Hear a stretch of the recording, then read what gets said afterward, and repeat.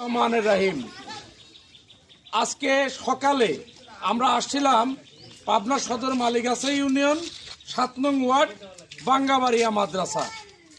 এসে এত পরিমাণ দুঃখ পাইলাম যে এই লোকটা তক্কেল এহাতে বৃদ্ধ মানুষ, তারপর প্রতিবন্ধী।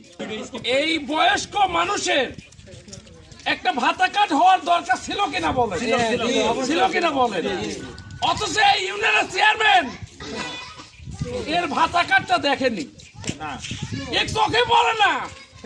তা আমরা চাই এই বয়স্ক লোকটা তক্কেলের ভাতা কার্ড এই মুস্তাক ভাই কয়ে গেলাম কিভাবে ভাতা কার্ড করে দিবেন, আপনি করে দিবেন। যে জায়গা ইউনোর কাছে যাবো, আমাদের পাবনা সদর উপজেলার যে নির্বাহী কর্মকর্তা উনার কাছে যাব, উনার বিচার নিয়ে যাবো ওনার কাছে, নাকি যাবেন না? এই ধরনের লোকগুলো সবাই একটু দেখবেন। এদের ভাতা কার্ডের দরকার আছে, এক মুঠো খাওয়ার দরকার আছে, একটা চিকিৎসার ব্যবস্থা দরকার আছে, বা চলাচলের জন্য প্রয়োজনে একটা হুইল চেয়ারও দরকার আছে। এই সাহায্যগুলো এদের পাওয়ার দরকার।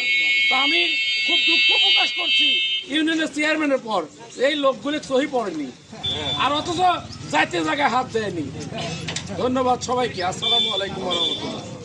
আমরা এই এলাকার যারা নেতৃবৃন্দ আছে, মোস্তাক ভাই আছে, বাবলু শেখ আছে, আমার জুয়েল আছে, তারপর কানু ভাই আছে, ইনাদের সাথে করে আমরা ইউনোর কাছে যাব ভাতার জন্য, নাকি চলে যাব।